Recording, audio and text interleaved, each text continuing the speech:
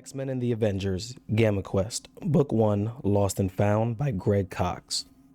The jaws of darkness do devour it up, so quick, bright things come to confusion. William Shakespeare, 1595. X-Men, Avengers. I will not pretend ours have been a happy association. Aurora Monroe, 1993. Chapter 1. Waiting impatiently at a busy uptown intersection, Wanda Maximoff was tempted to throw a hex at the traffic lights. One little burst of probability-altering mutant power would change the don't walk to walk easily enough, but that probably wasn't appropriate behavior for the card-carrying member of the Avengers. She could just see the headlines on the front page of the Daily Bugle. Scarlet Witch caught jaywalking, mayor denounces new mutant menace to pedestrian safety. Not that she was in uniform, of course. As near as she could tell, none of the assorted New Yorkers or tourists milling about at the crosswalk recognized her practicing her superheroine intentions. Intent upon their own errands and itineraries, they paid little attention to the tall, auburn-haired woman standing in their midst. Fine with me, she thought. For today's outing, which promised little in the way of super-powered conflict, she forgone her distinctive working clothes in favor of strictly civilian attire. A stylish trench coat, belted at the waist, protecting her from the chilly breeze blowing off at Central Park, while a pair of sensible brown boots insulated her feet from the sidewalk. The toe of one boot now tapping restlessly against the pavement, reddish-brown curls tumbled past her shoulders.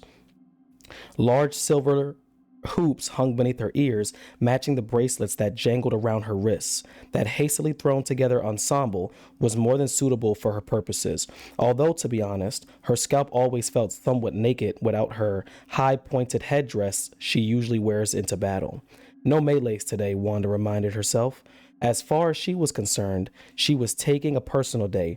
Heinous supervillains and would-be world conquerors would just have to wait their turn. Even an Avenger deserved a day off now and then. The traffic signals changed at their own volition. She had crossed Central Park West, then headed north on Columbus Avenue. Although well into June, the day was overcast and surprisingly cool. Glancing up at the gray skies overhead, Wanda wondered fleetingly if she could have grabbed an umbrella before leaving the mansion. No matter, she decided. Even as the first sprinkles of rain began to fall, she would be indoors soon enough. The Manhattan Museum of Folk Art was located on the Upper West Side across the park a few blocks north from the Avengers mansion. Her home for many years, Wanda paused for a moment outside of the museum's unimposing concrete facade, inspecting the banners on display in the ground floor's window that flanked its main entrance.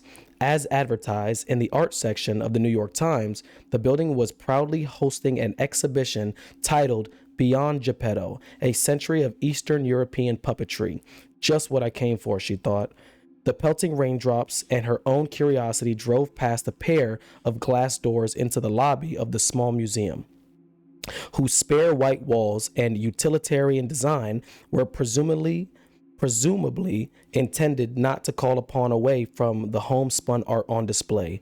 Apparently, neither puppets in particular nor folk art in general were big draws these days. There were few other visitors in attendance. In fact, it looked like she had practically the entire museum to herself. Just as well, Wanda reflected. I don't mind a little privacy. After making a modest donation at the front desk, she followed a series of helpful signs past displays of colorful quilts and whimsically designed weather vanes until she came to the exhibit that had lured her here. Hand-carved wooden marionettes painted in once vibrant colors that had faded with the passage of decades adorned the walls of a dead-end gallery near the back of the museum, where the curators no doubt hoped their presence would draw visitors past the institution's other exhibits. The marionette's jointed legs dangled freely, while whittled hands and arms pointed out informative blocks of text affixed to the walls between the puppets. Wanda declined to read the descriptive copy for now, preferring to focus on the craftsmanship and imagination embodied by the puppets themselves. As she admired their intricate detail and expressive, if exaggerated features, she noted that the various artists had largely taken their subjects from the history and folklore of Russia and Eastern Europe, Baba Yaga and the Firebird, Peter and the Wolf, and Rasputin, and so on. There was even a miniature puppet of Doctor Doom, which she surely get its maker a stiff prison sentence if displayed anywhere within the borders of Latveria. Not a bad likeness, Wanda judged, eyeing the forbidding metallic face beneath the doll-sized green hood, although she knew from personal experience that the real Victor Von Doom was infinitely more intimidating. Inevitably, the sight of the puppets, so like the ones her adopted father had made in the dimly remembered days of her childhood, raised poignant memories in Wanda. Memories of Django Maximoff, the kind gypsy toy maker who had raised her and her brother Pietro after their mother's death during childbirth. Those had been amongst the happiest days of her far too turbulent life until that fearful night an angry mob attacked the gypsy camp, separating her and Pietro from the only family they had ever known. Torches in the night, gaudily pointed wooden wagons going up in flames, the crackle of burning pitch, thick smoke filling her lungs, choking her, furious shouting and screams of terror, the darkness of the forest they had fled in panic, only to fall at the last into the freezing river which had swept them away.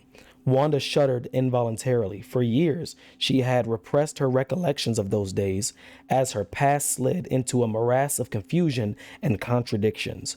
But in recent years, she had uncovered more and more about the events that had shaped her youth.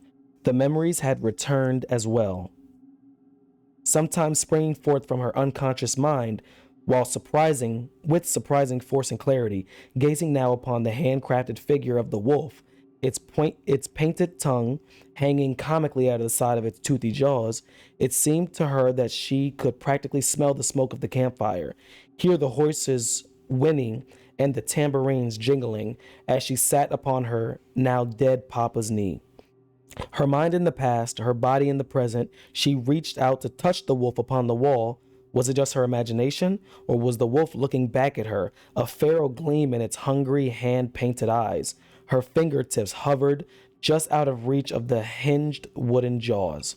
"Excuse me," a voice piped up behind Wanda, yanking her consciousness back to the here and now. She glanced back over her shoulder to discover a young woman, roughly college age or younger, standing behind her. "I'm sorry to bother you," the woman said hesitantly, "but you are the Scarlet Witch, aren't you?" "That's right," Wanda admitted. Engrossed in her memories, she had not even heard the other woman approach. Turning around to face the newcomer, she observed two more young people about the same age, looking on from a few yards away while whispering furtively to each other. Not quite as brave as their friend, Wanda guessed. Apparently, the museum was better attended than she had first thought. Art students, Wanda surmised, or maybe a broke college kid looking for a cheap diversion on a lazy Saturday morning. "Wow," the boldest of the students exclaimed. She wore a faded lila Cheney t-shirt and a pair of kneeless black jeans. Tiny silver rings pierced the skin above one eye. "Would you mind," she began, holding out a sketch pad and a felt-tipped pen. Could I have your autograph?" "Why, certainly," Wanda said graciously, accepting the proffered pen and pad. Despite years spent in America, her voice still had a trace of Balkan accent.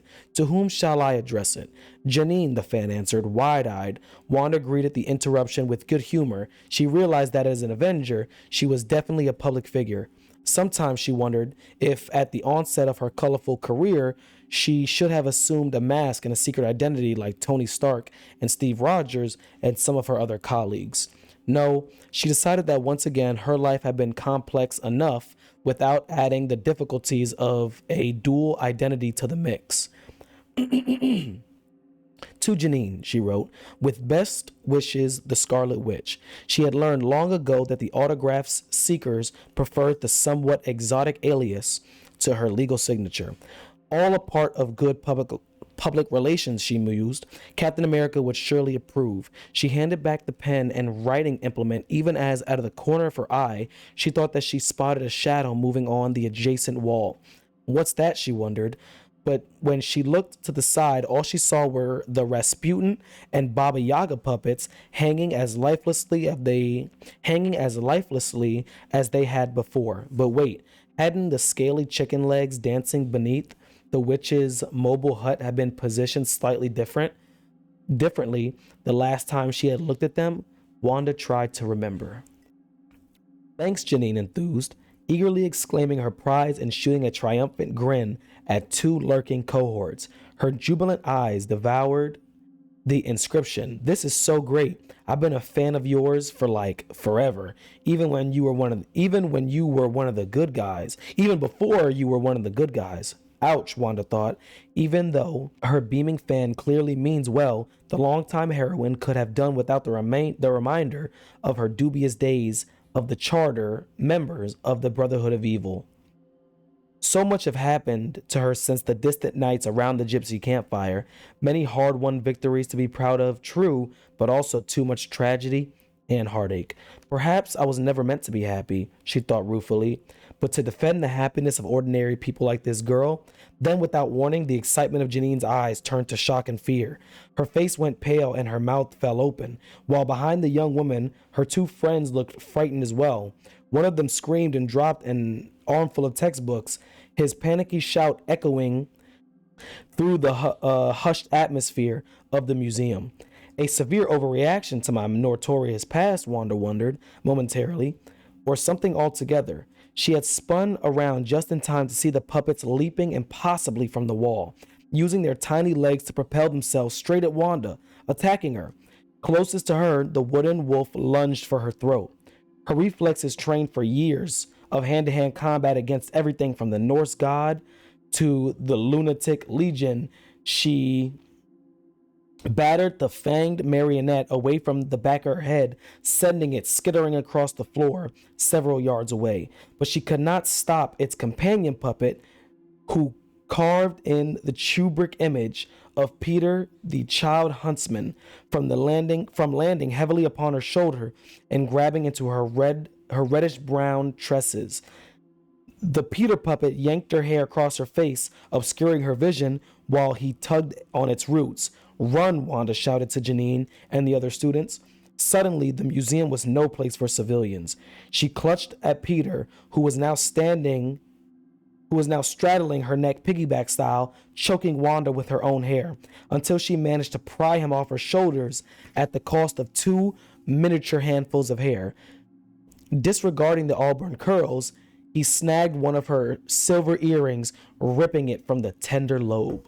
The Scarlet Witch cried out. The pain distracted her, made it hard to call upon her powers, but she hurled the marionette away with the force that she could muster, hoping the wooden simulacrum would shatter upon the hard gray tiles. No such luck. The Oaken boy bounced twice upon the tiles, then spun back onto its feet, joining Rasputin and the Baba Yaga as they rushed across the floor. Unlike the playthings, she recalled, these marionettes required neither strings nor visible puppeteer to give them animation. The gnarled head of the Russian, which protruded from the thatched roof of her doll-sized hut as it hurled forward atop oversized hen legs, taking lead from the Rasputin and Peter, malevolent cracking escaped absurdly from Baba Yaga's wooden lips. Painted yellow eyes leered above a jagged nose crowned by The hut took a flying leap, the claws of the chicken feet extended at Wanda's face. "You're giving us witches a bad name," she thought. Ducking out of the way, her hands came up to form a protective hex. But all at once, the firebird was flapping its gilded wings in her face, pecking at her eyes. At the same time, the wooden jaws closed around her ankle, pointed teeth digging through her leather boot. The wolf then realized, trying to shake her leg free as if she snapped her face from side to side, striving to keep her eyes away from the firebird's angry beak. Who could be responsible for this? She wondered. Her eyes tightly shut, grabbing unsuccessfully at the sound of its flapping wings. The puppet master, the brothers Grimm? There was no time to even try to decipher the mystery between the wolf gnawing on her leg and the firebird jabbing at her face. She couldn't begin to think straight, let alone play detective. The witch's hut rejoined the fray, clawing at Wanda's back, and she was grateful that she had chosen to wear a heavy coat instead of her somewhat skimpier gypsy garb. Despite her own peril, she feared for her comrades as well. The others might be in danger too, she realized. An attack on one Avenger often meant an assault on the entire team. I need to alert Captain America and the rest. There was a communication device in one of her coat pockets, but how could she get it when she had to defend herself from these homicidal Pinocchios? Her face turned downward, her eyes squeezed shut. She forced herself to ignore the fangs and the claws and the beak and the flapping wings, putting aside the sharp jabbing pain so that she could concentrate on a hex. Her fingers instinctively formed the right configuration, the gestures focusing her unique mutant ability to manipulate the laws of probability. Even after countless effort and exercises to hone her special gifts, she still had trouble describing what it felt like when she used her birthright. It was like breathing, in a way. You didn't have to think about it. You just did it. Wanda visualized the effect she desired, then let the power flow from somewhere deep inside her out of her fingertips, which tingled as slightly as they released her mutant magic into the world. The power manifested first as a shimmering sphere of crimson light that spread outward to enclose both the Scarlet Witch and her attackers. Within that sphere, mathematical probability shifted so that most of the unlikely of possibilities became not just likely, but an absolute certainty. The Firebird's crystalline eyes blinked in surprise as its extremely improbable fluctuation in the air currents stole the wind from beneath its wings, causing it to drop like a stone, fortuitously slamming into the wooden wolf as the very moment that behind Wanda, the Baba Yaga's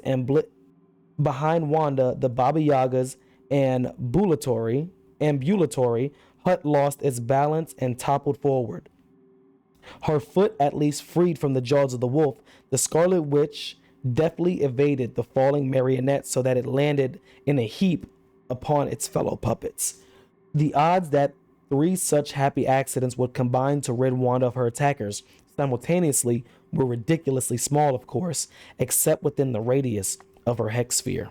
That's better, she thought. The rose-colored radiance dissipated as she took a deep breath to recollect her thoughts before the murderous marionettes regrouped. At last, she had a moment to try to figure out what was happening and why. Who was behind this? She sensed no sorceress energies at work, but some force had to have brought the seemingly harmless puppets to life. Telekinesis? Nanotechnology? Her mind grappled for a solution. Even as she readied herself for the puppets' next attack, there were too many possibilities. Too many enemies, old and new. These might not even be marionettes at all, she surmised, but cleverly disguised android assassins. Floodlights mounted onto the ceiling called attention to the empty scratches of the wall that the puppets had occupied only moments before. Thank heavens I didn't go to the Natural History Museum instead. She could just imagine the dinosaur fossils and the stuffed mammoths coming to life in place of the puppets. Her fingers groped through her coat pockets in search of her Avengers ID card, which also doubled as a communication device, thanks to the ingenuity of Tony Stark.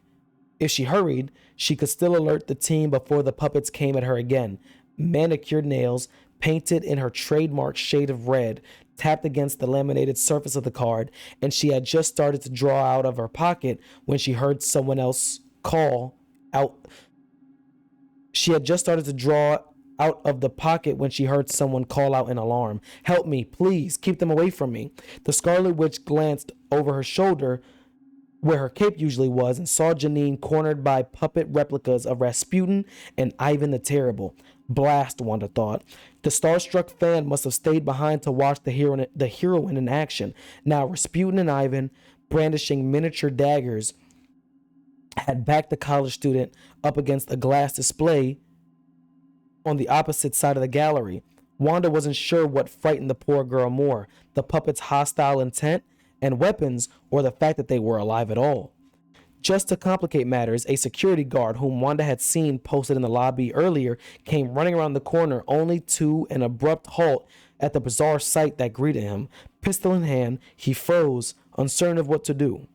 Wanda sympathized with his confusion. He was surely hired to protect the exhibits from patrons, not the other way around. Stay back, she warned him, flashing her ID. This is Avengers business. Let me handle it. Not wanting to hear his response, she unleashed another hex at the puppets, menacing Janine. The floodlights above the predatory marionettes suddenly exploded, showering Ivan and Rasputin with white-hot sparks that nevertheless missed Janine entirely. Am I good or am I good? The Scarlet Witch thought, smiling with satisfaction at the puppets retreated frantically from the rain of sparks. Whiffs of smoke started rising from their wooden heads and shoulders. But after all, they're only puppets, she reminded herself. Maybe they didn't need any other Avengers at all. Get out of here, she instructed the security guard, who hurried to comply. This time, Janine seemed perfectly willing to flee the scene, keeping one eye on the smoldering forms of Ivan and Rasputin, not to mention the tangled of fallen puppets at her feet. Wanda breathed a sigh of relief as both guards and the fan exited from sight. She still had no idea what force animated the marionettes until she did. She didn't want to have to worry about innocent bystanders. I can take care of myself, no matter who is behind this.